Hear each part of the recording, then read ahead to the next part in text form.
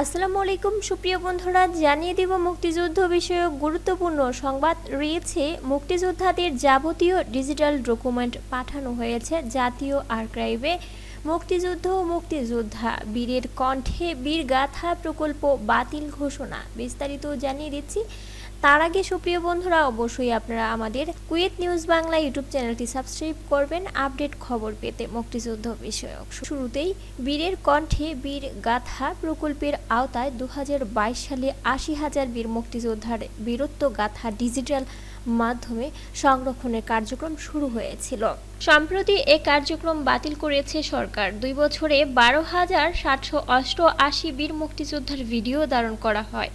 প্রকল্পের কার্যক্রম বাতিল হওয়ায় ধারণকৃত বীর মুক্তিযোদ্ধাদের যাবতীয় ডিজিটাল ডকুমেন্ট গত মাসে জাতীয় আর্কাইভ তথা বাংলাদেশ ফিল্ম আর্কাইভে পাঠানো হয়েছে। মুক্তিযুদ্ধ বিষয়ক মন্ত্রণালয়ের তথ্য বলছে, দেশে গেজেটভুক্ত মুক্তিযোদ্ধার সংখ্যা 2,08,849। এর মধ্যে জীবিত মুক্তিযোদ্ধা 91,449 জন। মুক্তিযুদ্ধের 16 জন সেক্টর কমান্ডারের মধ্যে 15 জনই প্রয়াত। জীবিত আছেন কেবল 1 নম্বর সেক্টরের কমান্ডার রফিকুল ইসলাম বীর উত্তম।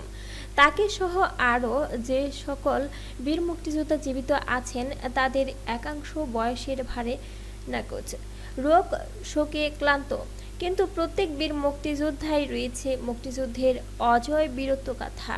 শুধু বীর মুক্তিযোদ্ধাদের বীরত্বগাথা সংরক্ষণই নয়, বাতিল হয়েছে মুক্তিযুদ্ধের তথ্য উপাত্ত সংরক্ষণে গৃহীত ডিজিটাল আর্কাইভ স্থাপনের কার্যক্রম। সরকারি বেসরকারি প্রতিষ্ঠান ও ব্যক্তির কাছে থাকা মুক্তিযুদ্ধের তথ্য উপাত্ত সংরক্ষণ এবং বীর মুক্তিযোদ্ধাদের বীরত্বগাথা সংরক্ষণ করাই ছিল এর উদ্দেশ্য। প্রকল্পের ব্যয় ধরা হয়েছিল 49,16,36,000 টাকা। সরকারের আর্থিক সাশ্রয়ের জন্য প্রকল্পটি বাতিল করা হয়েছে। একইভাবে বাতিল করা হয়েছে বাংলাদেশ ফিল্ম আর্কাইভের উদ্যোগে বহির্বিশ্ব থেকে মুক্তিযুদ্ধের দুর্লভ ডিজিটাল ডকুমেন্ট সংগ্রহের কার্যক্রম। প্রকল্পগুলোর কার্যক্রম বন্ধ হওয়ায় মুক্তিযুদ্ধের ডিজিটাল তথ্য উপাত্তের জন্য এখন বেসরকারি উদ্যোগী মুখ্য। ইন্টারনেট ব্যবহারকারী তরুণ প্রজন্মকে মুক্তিযুদ্ধের ইতিহাস জানাতে ব্যক্তি পর্যায়ে গড়ে উঠেছে ছোট ছোট শতাধিক মুক্তিযুদ্ধ ভিত্তিক ওয়েবসাইট ও অ্যাপ্লিকেশন।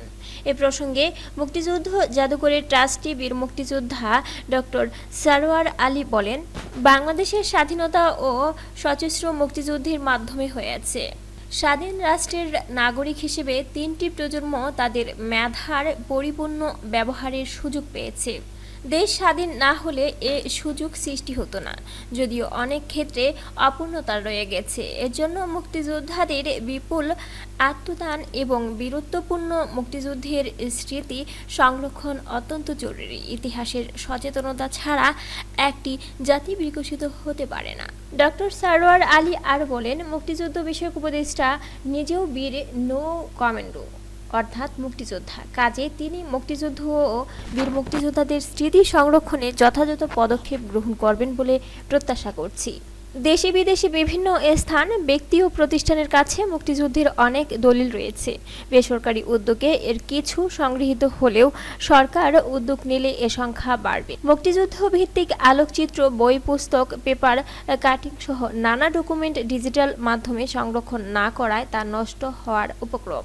বেসরকারি উদ্যোগে ডিজিটাল ডকুমেন্ট সংরক্ষণ ও প্রচার হলে তাতে ধারাবাহিকতা নেই। আবার অনলাইনে যে সকল ডকুমেন্ট প্রচার হচ্ছে তাতে রয়েছে নানা বিকৃতি ও অসঙ্গতি। এর জন্য সরকারি উদ্যোগে মুক্তিযুদ্ধের দলিল ডিজিটাল মাধ্যমে সংরক্ষণ ও প্রচার করা প্রয়োজন। বহির্বিশ্বে মুক্তিযুদ্ধের ডকুমেন্ট পাকিস্তান, ভারত, রাশিয়া, যুক্তরাষ্ট্র, যুক্তরাজ্য, নেদারল্যান্ডস, ফ্রান্স, নেপাল, ভুটান সহ বিশ্বের বিভিন্ন দেশে বঙ্গবন্ধু ও মুক্তিযুদ্ধের অনেক গুরুত্বপূর্ণ দলিল রয়েছে। এপি, রয়টার্স, এএফপি সহ বিভিন্ন সংবাদ মাধ্যমে রয়েছে মুক্তিযুদ্ধের অনেক ডিজিটাল ডকুমেন্ট।